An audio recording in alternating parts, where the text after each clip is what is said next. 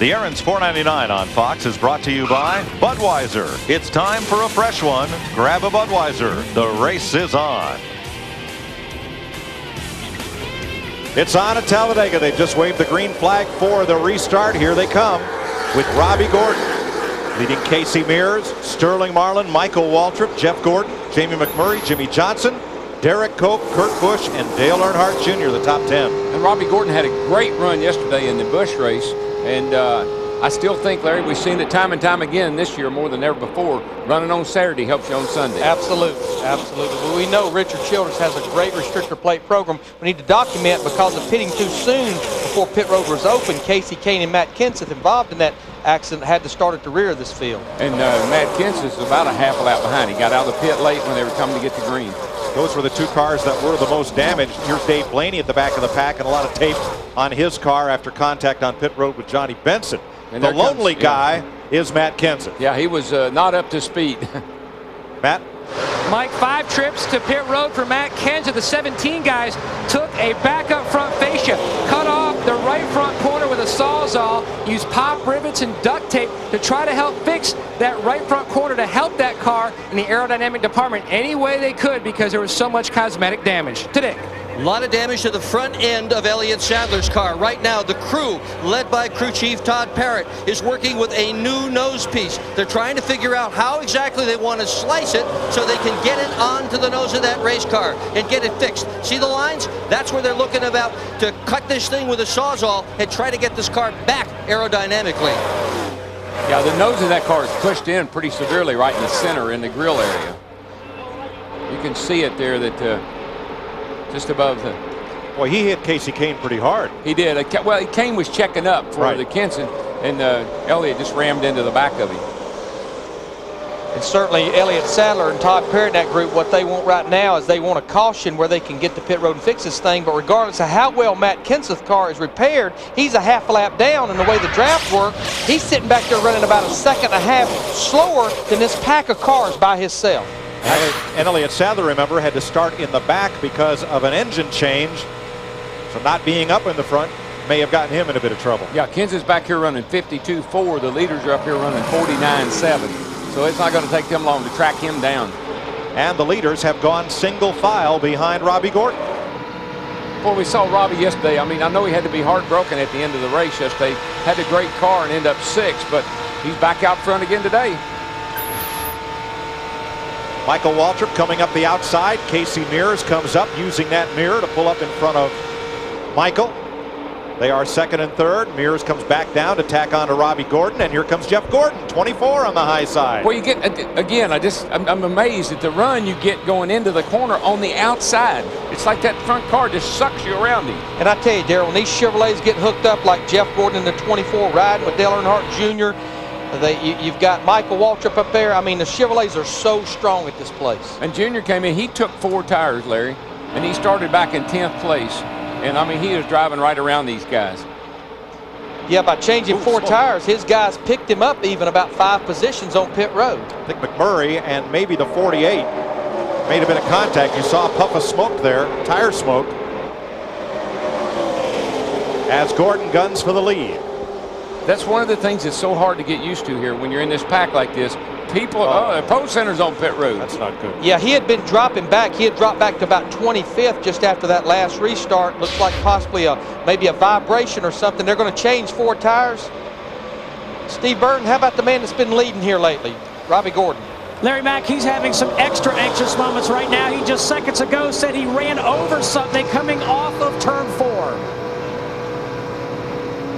And at 190-something miles an hour plus, that can be a little alarming.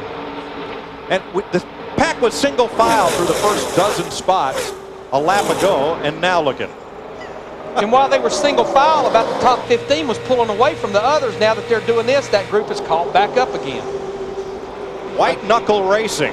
This many cars under a blanket, you can see why. Watch those 2 cars on the outside. There's the 8 and the 20, and they have got a relationship going, and they like hanging out together. Now this pack right here is going to catch Ricky Rudd halfway down the backstretch, who just left from pit road maybe he can get up with this pack, and remember, he can always get that free pass should a caution come out if he's the first car a lap down. Look how fast they're blowing by him, because like we talked earlier, it takes a full lap to get up to speed here when you leave pit road. Let's go back and show you that contact between Jimmy Johnson and Jamie McMurray a lap or so ago. We just got a confirmation that Ricky Rudd did have a vibration when he came to pit road. See there again, he's trying, 42 McMurray's trying to squeeze in a hole that is not there, but that's something you got to get used to. The hardest thing to get used to is people running into you here, whether they're helping you by bump drafting or just making contact like that. And Darrell, what we've seen, you know, if you damage the side of the car, that's not too bad. You damage one of those front fenders or the nose like Elliott Sadler, you could be in trouble. Yeah, I don't mind caving the side in. It makes my car smaller. From Dale Jr., Tony Stewart right behind his Daytona drafting partner. As he mentioned, they ran to a 1-2 finish in the Daytona 500. That's Joe Nemechek in the Army 01, inside of Tony now. Kevin Harvick inside of Jr. and Robbie Gordon on the bottom. Jeff Gordon, the leader, with Casey Mears. Talking about Tony Stewart, Danny Lasowski drives his sprint car for him. You talking about a cat that is still pumped up because of that IROC race at Texas. We got trouble. Jimmy Johnson, looks like it's a tire that's down. Remember, Yeah, they're the tire got came debris. apart. Got a big hunk of debris right. You're going to have a caution. And that'll be a big break for him and a big break for Matt Kenseth. Caution is out. How about Ricky Rudd? Is he going to be, he should get the free pass, lucky dog. I believe you're right. He'll be the first car one lap down. So let's show you again where this may have started. Watch the left of your screen. oh yeah, definitely when they were coming right through here, they made contact, and we've seen that so many times. These front fenders get in those left rears and cut them down. And let's show you the result. Whoa, baby, he's doing a good job of hanging on that thing. And Rusty, good thing he had a veteran like Rusty behind him, give him some room and then get into him. Yeah, Here goes the tire about apart. a dozen so cars behind him. There you see it come apart. Shortly after that, the caution came out. Ride with Rusty Wallace here. Starting to see smoke right there. Yeah. That's why Rusty was, you know, Rusty knew probably needed to give him a little extra room here. You hear Rusty working the throttle. And could you imagine going down the interstate at 55 miles an hour, your left rear tire come apart? Remember, that was 195 miles per hour. We talked last season in his championship winning season about Matt Kenseth's luck, and it continues. Kenseth was only about 12 seconds from going a lap down to the leaders, and the caution flag saved him.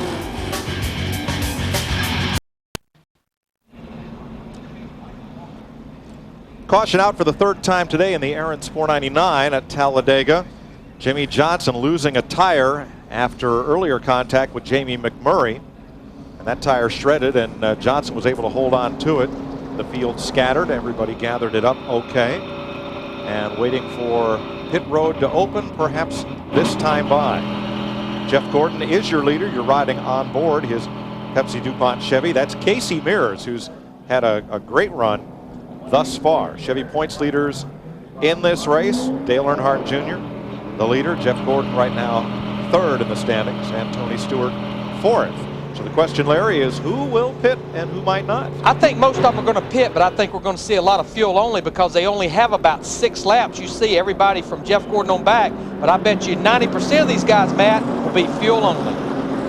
Heavy on the binders for Jeff Gordon as he makes his way in, expecting, as you see, Craven with the can, gas only for Jeff Gordon, gas only for Tony Stewart. Jimmy Johnson, his teammate, has already been in twice. Steve? Well, Matt, right side tires for Kevin Harvick, and it should be right side tires only. He says his car is fast, and he's away. Dale Earnhardt is on pit road right now for fuel, and get this, a side mirror. They have just put a new side mirror on his roll bar. Junior says the car is fine, but he just wanted to see a little bit better. They tied it on with Velcro and a tie wrap, and they're hoping it'll stay there. These gas-only stops are difficult as Johnny Sauter tries to get back into position. He was sideways because half the field is still coming in while the first half has gotten their gas and they're coming out of their pits. Watch this. See Casey Mears in the 41 car. Now, that could do a lot of damage to the front end of that car. But once again, this is not Casey Mears' fault. Spotter, crew chief. They got a pretty good nose on that 41 car because he hit the tire earlier didn't seem to do a lot of damage, and that doesn't appear to have done a lot of damage. Yeah, it's the second incident involving those two teams in the pits. To me, that's the downside to the small fuel cell. You just spend too much time on pit road, too many chances for things like that to happen. With a bigger fuel cell, 6 laps, most teams at the front would not have ever pitted. Exactly. Jimmy Johnson getting a remedial repair, as is Elliott Sadler from the earlier bump with Casey Kane. So let's go to Chris Myers for a Visa Race Break.